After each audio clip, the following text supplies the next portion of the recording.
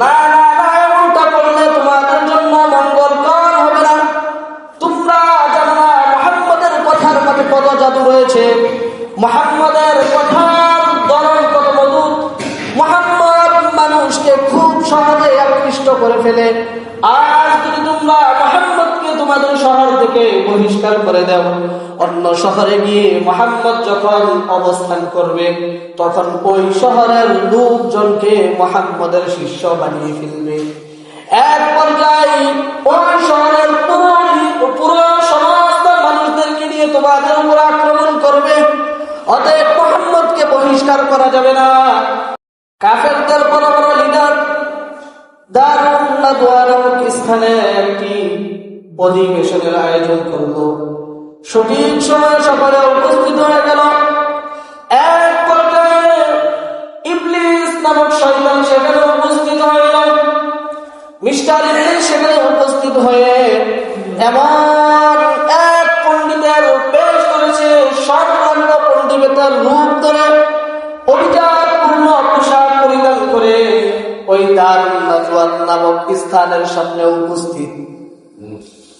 যেখানে কাফেররা মানে মুশরিকরা লিডাররা আলোচনা করবে সেখানে গিয়ে উপস্থিত দরজার সামনে লোকজন বলাবলি করতেছে, আপনি কে, আপনি কে, কোন জায়গার শায়েখ? শয়তানকে বলে আপনি কোন জায়গার শায়েখ? শয়তান বলে আমি নাজদের শায়েখ। শয়তান বলে আমি নাজদের শায়েখ। শয়তানও বেশ ধরছে যে বড় এক পণ্ডিতের বেশ ধরছে, তাদের কাছে গিয়েছে। লোকজন বলাবলি করতেছে, আর উনি কে, এত বড় একজন পণ্ডিতের মতো দেখা যাচ্ছে, উনি কে? শয়তানকে বলে আপনি কে? বলে আমি নাজদের শায়েখ। একটা জায়গার নাম বলতেছে, যে ওর জায়গার আমি শায়েখ, আমি পণ্ডিত। কয় কেন আসছেন? কয় শুনলাম তোমাদের পরামর্শ, কি না পরামর্শ করবার, তোমাদের কথাবার্তা শুনতে আসছি। কয় সম্ভব হলে আমিও তোমাদেরকে পরামর্শ দিব। আর মানুষ অবাক, এত বড় একজন শায়েখ, এত বড় একজন পণ্ডিত, সে আমাদেরকে পরামর্শ দিতে যাচ্ছে। চলেন চলেন, প্লিজ, ভালো কথা, ভিতরে চলেন। শয়তান ভিতরে ঢুকল। এক এক করে সিদ্ধান্ত হচ্ছে যে রাসূলকে কিভাবে কি করা যায়, ইসলামকে কিভাবে একেবারে নিস্তেজ করে দেওয়া যায়, ধ্বংস করে দেওয়া যায়। এক নম্বর সিদ্ধান্ত, এক নম্বর যে পরামর্শ, এক নম্বর পরামর্শ হলো যে মুহাম্মদকে আমাদের শহর থেকে বিতাড়িত করে দেই, বহিষ্কার করে দেই। এক নম্বর পরামর্শ যে মুহাম্মদকে আমাদের শহর থেকে বের করে দেই। নাজদের সাহেব বলল, আল্লাহর কসম করে বলছি, না না না, এমনটা করলে তোমাদের জন্য মঙ্গলকর হবে না। তোমরা জানো না মুহাম্মদের কথার মধ্যে কত জাদু রয়েছে, মুহাম্মদের কথার ধরন কত মধুর। মুহাম্মদ মানুষকে খুব সহজে আকৃষ্ট করে ফেলে। আজ যদি তোমরা মুহাম্মদকে তোমাদের শহর থেকে বহিষ্কার করে দাও, অন্য শহরে গিয়ে মুহাম্মদ যখন অবস্থান করবে তখন ওই শহরের লোকজনকে মুহাম্মদের শিষ্য বানিয়ে ফেলবে। এক পর্যায়ে ওই শহরের পুরো সমস্ত মানুষদেরকে নিয়ে তোমাদের উপর আক্রমণ করবে। অতএব মুহাম্মদকে বহিষ্কার করা যাবে না। মুহাম্মদকে অন্য কোন শহরের মাঝে, অন্য কোন রাষ্ট্রের মাঝে যাইতে দেওয়া যাবে না। মুহাম্মদকে এখানেই রাখতে হবে। এই সিদ্ধান্ত বাতিল হয়ে যাক। এক নম্বর যে সিদ্ধান্ত, মুহাম্মদকে আমার দেশ থেকে, আমাদের শহর থেকে বহিষ্কার করে দিব, বের করে দিব, এই সিদ্ধান্ত না, গ্রহণযোগ্য না। এটা করলে এই সমস্যা হবে।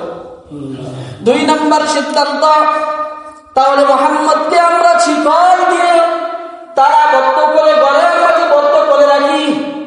দুই নম্বর সিদ্ধান্ত, যদি মুহাম্মদকে শিকল দিয়ে আবদ্ধ করে ঘরের মাঝে বদ্ধ করে রাখি, তাহলে এক এক করে কিছুদিন পরে মুহাম্মদ দুনিয়া থেকে বিদায় হয়ে যাবে। দুই নম্বর সিদ্ধান্ত। নাজদের সাহেব বলে, না না না না, এমনটাও করা যাবে না। আজ তোমরা মুহাম্মদকে এভাবে ঘরের মাঝে আবদ্ধ করে রাখবে, শিকল দিয়ে বেঁধে রাখবে, কিন্তু এক সময় মুহাম্মদের শিষ্যরা যখন জানতে পারবে মুহাম্মদকে ঘরে আটকে রেখেছ, তখন মুহাম্মদের সকল শিষ্য মিলে তোমাদের উপর আক্রমণ করে মুহাম্মদকে বের করে নিয়ে যাবে। না না, এই সিদ্ধান্ত চলবে না, এটা তোমাদের জন্য মঙ্গলকর হবে না। তিন নম্বর সিদ্ধান্ত, আবু জাহেল বলে আমার কাছে একটা পরামর্শ আছে। নাজদের সাহেব ইবলিস বলে কি পরামর্শ, বলো বলো। আবু জাহেল বলে মুহাম্মদকে হত্যা করা হোক। বলেন নাউজুবিল্লাহ, মুহাম্মদকে হত্যা করা হোক। আবু জাহেল বলে মুহাম্মদকে হত্যা করা হোক। কিভাবে হত্যা করা হবে? আমাদের যত পুত্র আছে প্রত্যেক পুত্র থেকে একজন করে বীর বাহাদুর পালোয়ান যুবককে দিব। এই যুবকের হাতে একটি করে তলোয়ার দিব। এই তলোয়ার দ্বারা সকল যুবক মিলে মুহাম্মদের উপরে আক্রমণ করবে। একসঙ্গে আক্রমণ করে মুহাম্মদকে দুনিয়া থেকে বিদায় করে দিবে। নাউজুবিল্লাহ। আবু জাহেল কত বড় নগণ্য বড় শয়তান হতে পারে। শয়তান বলে হ্যাঁ এই যুবক যে কথা বলেছে এটাই সঠিক কথা, এটাই তোমাদের জন্য মঙ্গলকর।